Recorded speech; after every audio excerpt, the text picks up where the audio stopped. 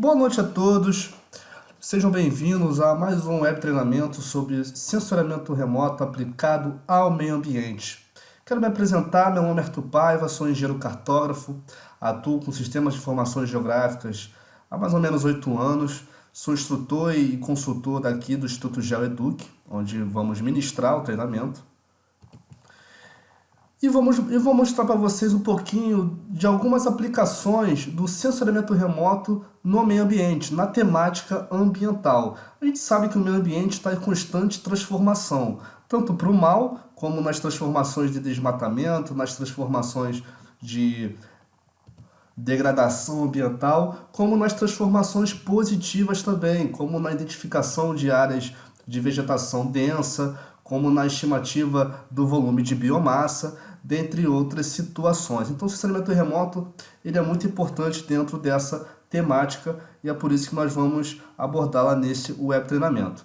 No web treinamento, na parte prática, tá? Essa é a parte teórica, uma apresentação teórica. Depois vamos para a parte prática, onde a parte prática é dividida em duas sessões. A sessão 1, tá? Que nós vamos iniciar no ambiente Spring, que é um software livre, desenvolvido pelo Instituto Nacional de Pesquisas Espaciais, tá? O INPE. E na sessão 2 nós vamos realizar processamento digital de imagens, que são a segmentação da imagem, a classificação da imagem, tá? E a aritmética de bandas referente à cena, à imagem. Tá? Nessa apresentação, a gente vai abordar primeiramente os princípios físicos do sensoriamento remoto. Tá? Como que a física está relacionada com a captura da superfície de interesse em forma de imagem, em forma de insumo, em forma de levantamento. Tá? Quais são os satélites, os sensores? Qual a diferença entre o satélite e o sensor? São sinônimos? Não, não são sinônimos. Tá? E vamos abordar um pouquinho sobre isso também. As características de imagens, como você pode atribuir qualidade à imagem, o que é uma imagem boa, o que é uma imagem adequada à sua finalidade, o que é uma imagem em que vai facilitar as suas análises. Quais são os principais fatores, os principais critérios que vamos considerar para caracterizar a imagem. Os satélites aplicados ao meio ambiente, alguns deles, um deles a gente vai utilizar na nossa prática, mas tem muitos satélites, plataformas de levantamento que são utilizados unicamente para o meio ambiente. Tá? As operações de processamento digital de imagens, quais são as operações que vamos abordar durante a nossa prática e outras operações também que são realizadas dentro do contexto do meio ambiente, dos estudos ambientais, do planejamento ambiental e até mesmo da implementação de políticas ambientais. Tá? E as aplicações práticas, né? Como que isso se faz na prática, como isso acontece. Tá? Então a gente vai abordar essas questões para a gente entender um pouquinho tanto do sensoriamento remoto como uma modalidade de levantamento, uma geotecnologia, como na sua aplicação na temática ambiental. Para a gente entender o sensoriamento remoto, a gente precisa entender um pouquinho de física. Voltar lá na universidade, para quem fez engenharia, ou voltar para o ensino médio mesmo, porque o conceito não é tão complexo assim, ao ponto de você precisar de uma graduação. Tá? Então, a obtenção de informação sobre um determinado alvo, isso é uma definição do INPE. Tá? E sem contato direto com ele, através da interação com o espectro eletromagnético, define o sensoriamento remoto. Então, há aquela dicotomia entre sensoriamento remoto e fotogrametria. Ambos são sensoriamento remoto. Só que um é um sensoriamento remoto orbital, que é o que nós vamos abordar durante a nossa prática e nesse web treinamento, e o outro é um sensoriamento remoto a nível terrestre, vamos dizer assim, a nível atmosférico, né? Ele está na troposfera, a aeronave, e ele também faz a captura de imagem, a captura do alvo, sem estar em contato direto com o mesmo. Tá? Então, os dois são sensoriamento remoto. Nesse caso, como vamos trabalhar com sensoriamento remoto orbital, como é a forma de captura dessa imagem? Primeiramente, A plataforma orbital ela pode ser uma plataforma passiva e ativa. A gente vai ver isso com mais calma nos próximos slides, tá? Mas já adiantando, né, porque não tem como fugir, a fonte de energia vinda do Sol, a energia incidente, ela, uma vez que ela penetra na atmosfera, ela é decomposta no espectro do visível, né, em determinadas cores, em várias cores. E quando essa energia incide sobre a superfície, os comprimentos de onda que configuram, né, caracterizam cada alvo daquela cena, daquele espaço geográfico ali, ela a partir dessa energia que é refletida, porque a energia que é refletida ela é refletida em forma de comprimento de onda. A plataforma orbital ela vai interpretar esses comprimentos de onda com uma imagem. É similar a uma câmera fotográfica, só que né, imagina uma câmera fotográfica a nível orbital, aproveitando-se da energia solar, da fonte de energia que vem do Sol, incidindo sobre a área a ser mapeada e com essa energia refletida você consegue imagiar essa área, tá? Imagiar um neologismo, tá? Não existe esse verbo, mas na nossa comunidade das geociências já é muito utilizado. Então é isso, você tem energia incidente sobre a superfície a ser imagiada, sobre o espaço geográfico a ser imagiado. Essa energia ela é refletida e ela é capturada pela plataforma orbital e imagiada a partir dos comprimentos de onda que são refletidos da superfície, tá? Que foi incidido a energia solar, tá? A energia proveniente do Sol. E a estação de recepção, ela um ponto de comunicação entre a plataforma orbital e estações em terra, e laboratórios ou estações mesmo de monitoramento da própria plataforma orbital, tá? Então eles pegam esses dados da plataforma orbital e já armazenam e fazem os processamentos dessa imagem bruta, né? Processamentos como georreferenciamento, realce de níveis de cinza, ajustamento posicional, ajustamento orbital, dentre outros ajustamentos, tá? Então é muito importante entender esse conceito do sensoramento remoto. Mas qual é a natureza da radiação, né? Por que a gente depende da radiação para poder imagiar? Primeiramente, a radiação, ela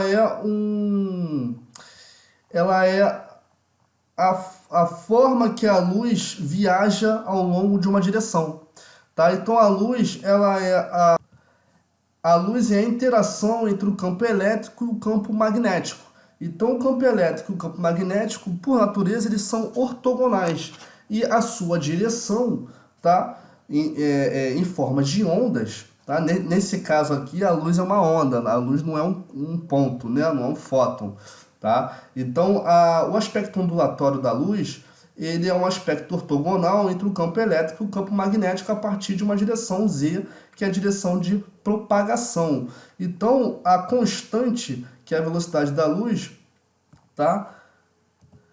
É o lambda, que é o comprimento de onda, vezes a frequência. Então, a velocidade da luz a gente já tem, que é 300 mil quilômetros por segundo. Tá? O comprimento de onda também ele é conhecido, porque uma vez que o satélite já reconhece os padrões de comprimento de onda do alvo imagiado, tá?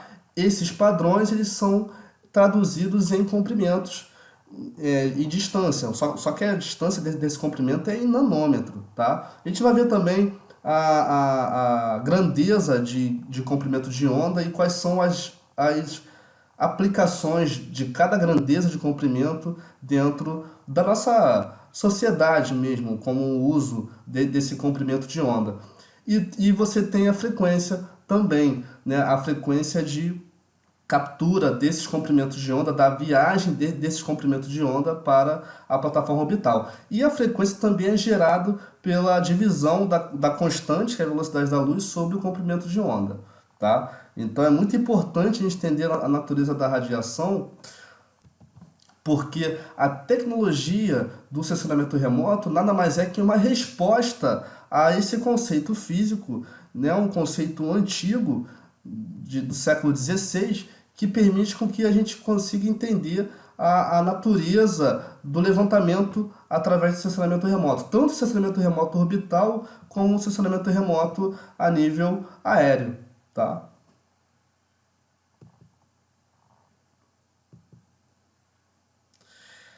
A assinatura espectral é a característica de reflectância de um objeto em cada comprimento de onda. Então é o seguinte, isso aqui é muito importante, tá? Isso já é mais a parte prática, já é uma questão que é sensível a análises ambientais ou análise de qualquer natureza. Por quê?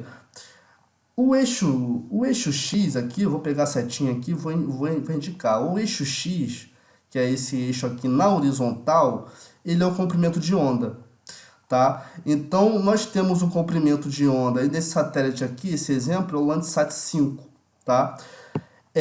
Esses comprimentos de onda aqui, o T4, o TM4, o TM3, essa parte do visível aqui entre o 0,6 e o 0,85, tá? Aqui também um pouquinho mais, 0,5 até 0,85. Esse espectro do visível é quando você coloca a sua imagem numa composição natural, na composição de imagem natural, e nessa composição, quais são os objetos que são mais refletidos pelo Sol, pela energia incidente. Então, recapitulando, a energia incidente bate na superfície a ser imagiada. Essa energia incidente ela é refletida para a plataforma orbital, consequentemente para o sensor que vai traduzir essa reflexão, esses comprimentos de onda. E essa reflexão, ela diz o quão nítido é o objeto que eu quero mapear. Então eu quero mapear a vegetação, ó. Então eu vou pegar a banda TM4 aqui e vou eu vou colocá-la dentro de um canal. E nesse canal, por exemplo, são três canais, né? Vermelho, verde e azul, RGB. No canal vermelho, no canal vermelho, a banda 4 ela vai ter uma reflectância maior no vermelho. Então, a vegetação, se eu colocar a banda 4 no canal do vermelho, a vegetação ela vai estar aparentemente em vermelho, muito mais nítida em vermelho, porque a sua reflectância vai ser maior nessa banda 4 aqui, que está indicada como vegetação. Então, a resposta da vegetação à incidência da energia solar para a plataforma orbital é na banda 4, porque nessa tabela de assinatura espectral, a reflectância é maior na banda 4 quando eu quero mapear vegetação, que é o nosso caso, que é o caso ambiental, tá? Floresta, vegetação, áreas de cultivo, tá? O solo seco, que são áreas de solo exposto, pasto, né? Áreas desmatadas, né? Também um exemplo, ela é mais realçada, tá? Na banda 5, que é o infravermelho próximo. Então, no infravermelho próximo, se eu aplicar o infravermelho próximo num canal do verde, por exemplo, não, o verde ficaria muito contrário, né? O verde já é vegetação. Mas na banda do azul, tá? Na banda do azul, as tonalidades mais azuladas, elas serão indicadas pela presença do solo seco. Por quê? Porque o solo seco ele apresenta uma reflectância muito grande no infravermelho próximo. E no infravermelho próximo, como ele está indicado no canal do azul, ele responde com as tonalidades de azul. Então, o azul mais forte são as áreas que apresentam o solo seco mais eminente, mais destacadas, tá? Mais destacadas. Então, essa é a relação da assinatura espectral. É uma relação do comprimento de onda, ou seja, da organização das bandas do sensor com a reflectância, com a capacidade daquele objeto refletir a si mesmo, né, a partir do Sol, para o sensor. Então, por exemplo, a água ela não tem uma característica de reflexão, ela absorve a radiação. Então, se ela absorve a radiação, a reflectância dela é muito baixa. Ela tem uma reflectância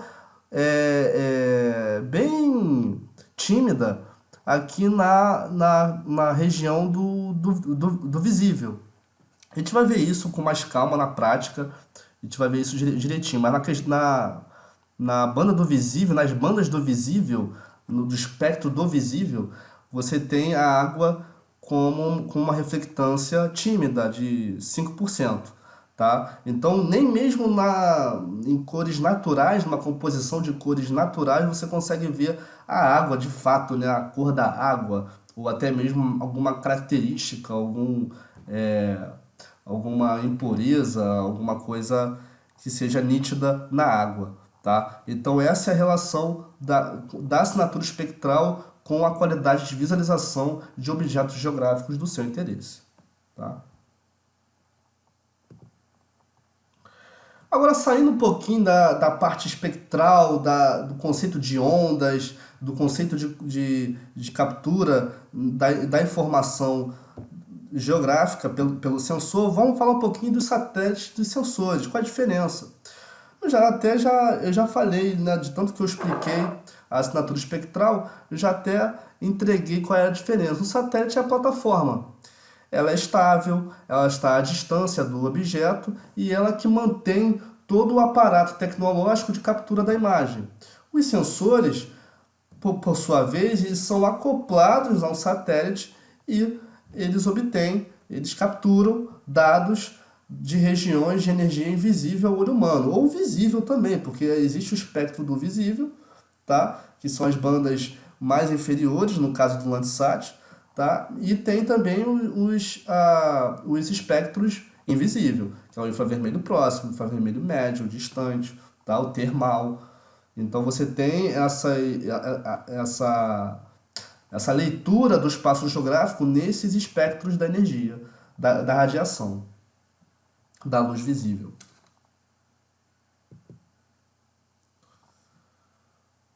Esse é um exemplozinho, tá? Na verdade, uma imagem nada mais é que uma matriz, tá? E vou explicar um pouquinho como que essa matriz é construída, tá? Ainda nos satélites e sensores, os sensores ativos dispõem de uma própria fonte de energia, né? São os lasers, os radares, tá? Radar de abertura sintética. Então, são sensores ativos. Eles têm a fonte de energia própria, disparam essa fonte de energia para poder coletar informações da superfície terrestre. Os lasers são os distanciômetros, né? Então ele gera um pulso de energia, essa energia bate no alvo e volta. Ele conhece a distância, ele conhece também a velocidade da luz. Aliás, ele conhece a velocidade da luz, ele conhece o tempo e logo, em consequência disso, ele conhece a distância. Tá? É assim que funcionam os lasers. E os radares funcionam a partir de um princípio de retroespalhamento. Né? Eles geram uma energia, essa energia bate na superfície terrestre, né? Com uma frequência, né, muito alta. Né? Então são vários pulsos de energia que são emitidos. Eles batem na superfície terrestre, se espalham, depois voltam para o mesmo local de emissão dessa energia. Então, os radares são muito utilizados para mapeamento de florestas, por exemplo. Tá? No caso, o projeto Radan, né, dos anos 70 foi utilizado com radares, tá? No mapeamento da Amazônia. Os sensores passivos, por sua vez, são os sensores que nós vamos trabalhar na nossa prática. Tá? Ele capta energia refletida ou emitida de um alvo que foi iluminada pela fonte de radiação. Então você tem o Sol, que bate na superfície de interesse a ser imagiada, e essa superfície ela se reflete, tá, para o sensor, e o sensor traduz essa reflexão em comprimentos de onda. E esses comprimentos de onda, por sua vez, são as cores, são as tonalidades, porque à medida que o sensor for detalhando, né, porque o sensor ele vai capturando os comprimentos de onda em cada banda, né? Então a banda que tem um comprimento de onda de 0,4 a 0,5, ele captura uma cena, de 0,5 a 0,6 outra cena, e assim vai, mas para cada comprimento de onda. Então ele vai capturando essas cenas do mesmo local, do mesmo espaço geográfico de interesse, e vai catalogando o mesmo local em várias bandas. e essas bandas são oriundas dessa energia solar que incide sobre a superfície de interesse que a gente quer mapear.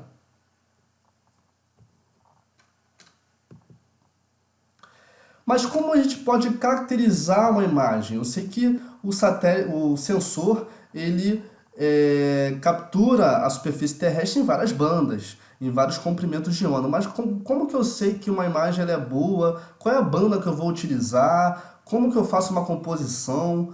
Enfim, você tem uma série de perguntas ainda, né? Mesmo sabendo toda a natureza, toda a gênese do levantamento por sensoramento remoto. Então, a característica da imagem, ela se reflete em quatro aspectos, tá? O aspecto espacial, que é o tamanho do pixel da imagem em relação ao terreno, como, por exemplo, o Landsat 8 apresenta um tamanho de pixel de 30 metros, né? Assim, no terreno, em um quadrado de 30 por 30 metros, eu tenho um pixel na minha imagem Landsat 8, tá? Depende muito se você quer utilizar uma resolução espacial muito alta, ou seja, um GeoEye com meio centímetro de resolução, né, com meio centímetro de tamanho de pixel, às vezes não é necessário para a sua finalidade, é uma imagem muito pesada e você às vezes com uma análise ambiental de uso do solo, né, com aspectos de uso do solo de um ano para outro, ou análise de desmatamento, ou até mesmo uma classificação de imagens para poder identificar o que está urbanizado e o que não está, dentro de uma unidade de conservação. Se você tem uma escala muito pequena, ou seja, uma escala pequena são pequenos detalhes, tá? Se você tem uma escala de 1 para 50 mil para fazer uma análise, 1 para 100 mil para fazer uma análise, você não precisa de um sensor igual ao GeoEye de meio centímetro.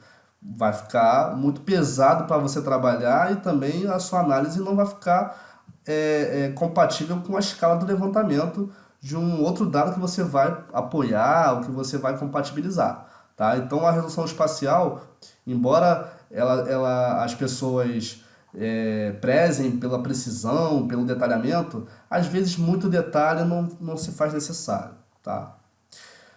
A resolução espectral ela consiste na amplitude, tá, do espectro da luz que o satélite consegue enxergar, consegue sensoriar. Então, assim, você tem o Landsat 8, ele chega até o comprimento de onda. Eu vou voltar aqui na assinatura espectral, tá? Ele vai até 2,6 micra, tá? Então, se ele vai até 2,6 micra, ele pode ser considerado um satélite com resolução média. Agora, vamos pegar um satélite, o sensor, desculpa, MODIS. O sensor MODIS, ele apresenta uma capacidade sensoriar, se não me engano, doze bandas. É um satélite, é um sensor com elevada amplitude espectral. Então, essa elevada amplitude espectral, ela, ao mesmo tempo, te dá maior margem para realizar composição da imagem, ou seja, identificar objetos que no visível seria impossível de você enxergar, porque o sensor ele enxerga, ele sensoria além do visível, muito além do visível, em várias bandas.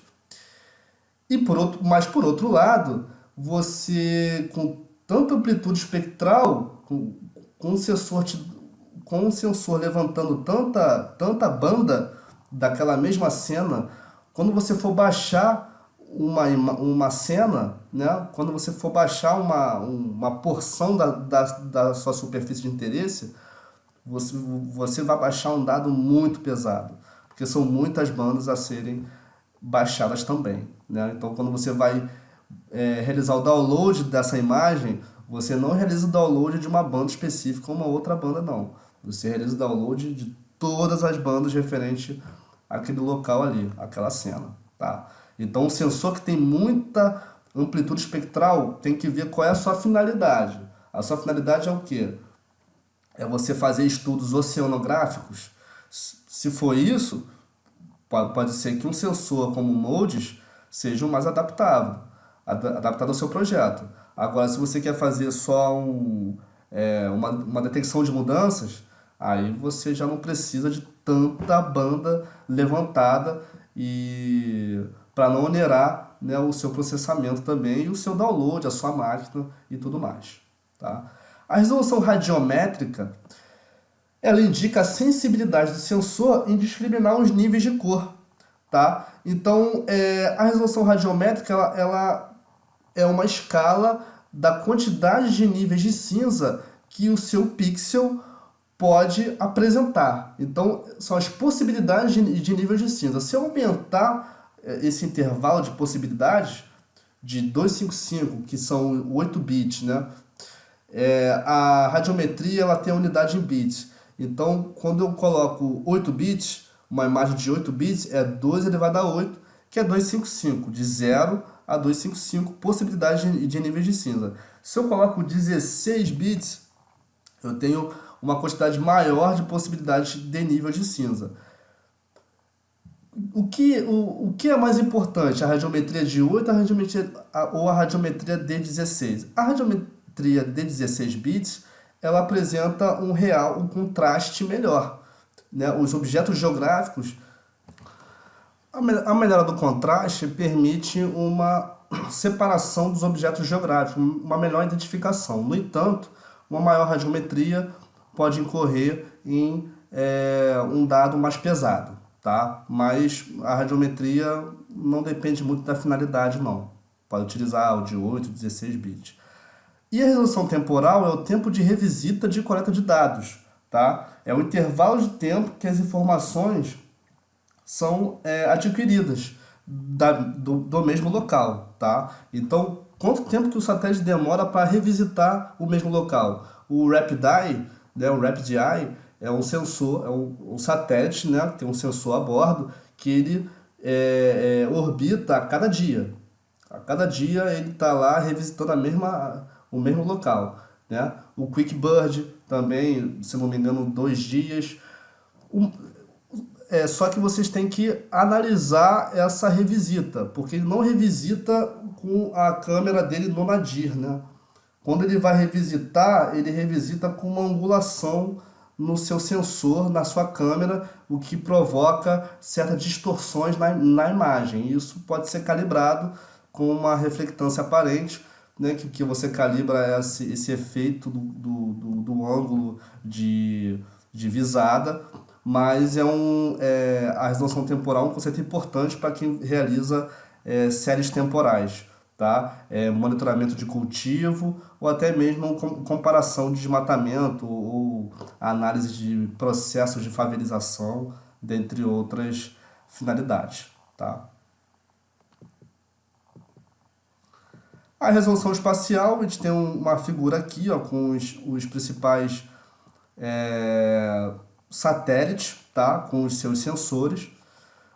Tem o satélite Iconos, tá? Ele tem 1 metro de resolução, ó, você já consegue ver muitos objetos geográficos, já consigo enxergar que aqui é um complexo, né?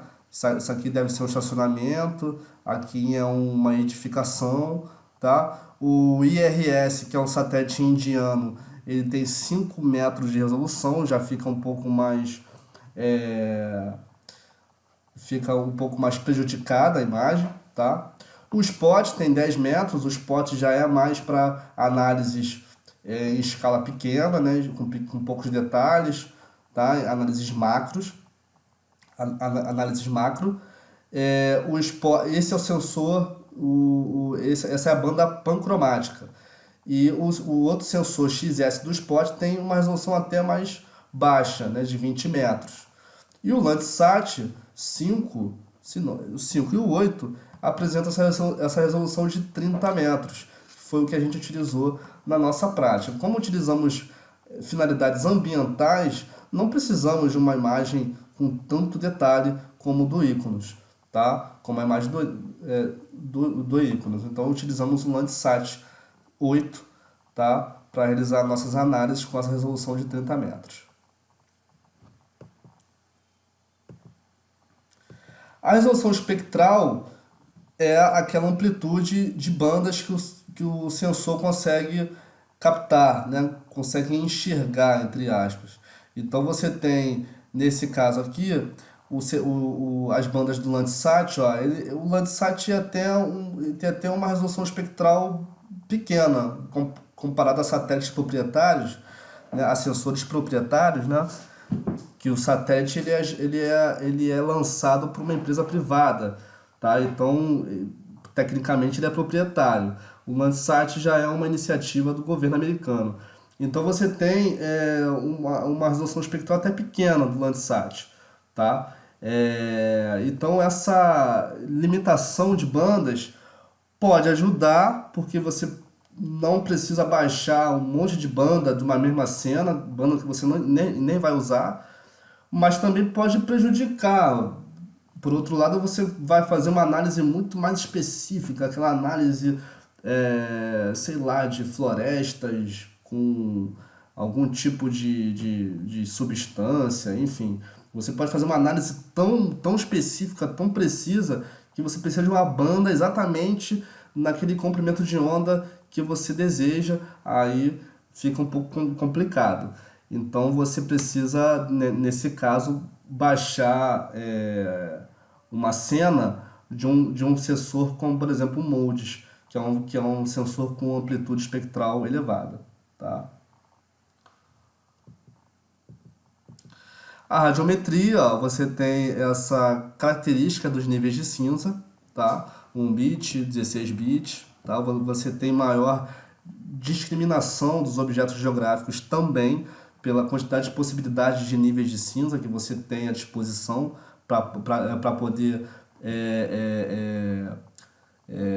levantar aquela cena, tá? E esse é um exemplo da resolução temporal, tá? A resolução temporal é o tempo de revisita, né? É o intervalo de tempo que o satélite revisita o próprio ponto que foi imagiado, tá? Então, esses satélites que têm uma resolução temporal alta, de um dia, né, de 2 dias, eles têm órbita curta, tá? Justamente para poder chegar no mesmo ponto rapidamente, tá? E apresentam um fator, né, um aspecto da engenharia mecânica orbital dele de aceleração induzida, tá? Então ele não depende do movimento orbital natural, né, em torno do planeta, ele depende dele mesmo, tá?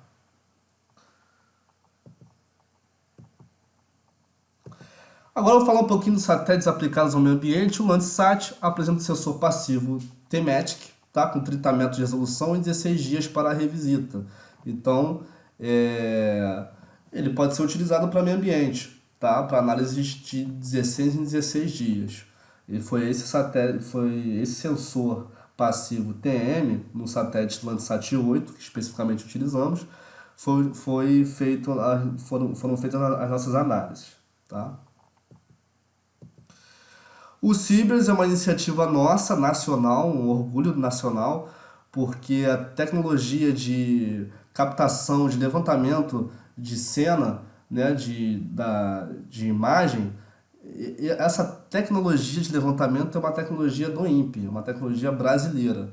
O lançamento foi na China, tá? Eles têm a tecnologia para lançar, uma vez que a nossa base lá em Alcântara, no Maranhão, né, tá desativada, mas a China lançou esse satélite, se não me engano, em 2010, tá? Com resolução de 20 metros, uma resolução bem interessante, mas, né, com um tempo de revisita alto, de 26 dias. Então, para meio ambiente fica um pouco complicado de você fazer análises temporais, tá? O satélite Terra, que apresenta o sensor MODES, né, que é aquele sensor com amplitude espectral elevadíssima, ele tem resolução de 1.000 metros em grande parte das bandas. Então, ao passo que ele tem, ao mesmo tempo que ele tem muita banda levantada, ele tem uma resolução espacial baixa, né? Uma resolução espacial baixa quando você tem um quadrado muito grande representado por um pixel. Esse quadradão é de 1.000 por 1.000, tá? De 1 quilômetro por 1 quilômetro.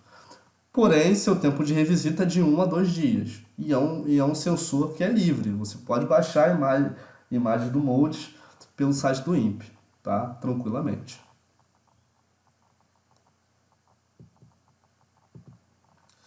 As operações que nós vamos realizar, tá, nesse nosso web treinamento vai ser a composição de imagens, que é a combinação de bandas, com o objetivo de enaltecer características referentes à cena, tá, no software Spring, versão 5.5.1, tá? Vamos realizar também na classificação de imagens, né, mas de uma forma interativa, onde a gente vai compatibilizar a classificação com a própria imagem para reconhecer padrões e objetos homogêneos. Então, a gente vai classificar aplicando treinamento, né, pegando cada segmentação e classificando. Depois, a gente vai compatibilizar os dois, tá? E por fim, vamos realizar a aritmética de bandas, que é uma operação pixel a pixel, em que esses pixels eles são ou diminuídos, subtraídos, ou somados, ou divididos, através de uma regra que a gente estabelece anteriormente. Tá? Então, nós vamos aplicar índices de vegetação. Um índice de vegetação comum, índice de razão de vegetação, tá? Que indica se tem ou não tem vegetação, se tem vegetação ou se tem urbano, tá? E também um NDVI, né, que você tem as variações, um limiar, né, do -1, né, que você não que você tem solo exposto, solo urbano, até o 1 que você tem um volume de biomassa elevado, tá?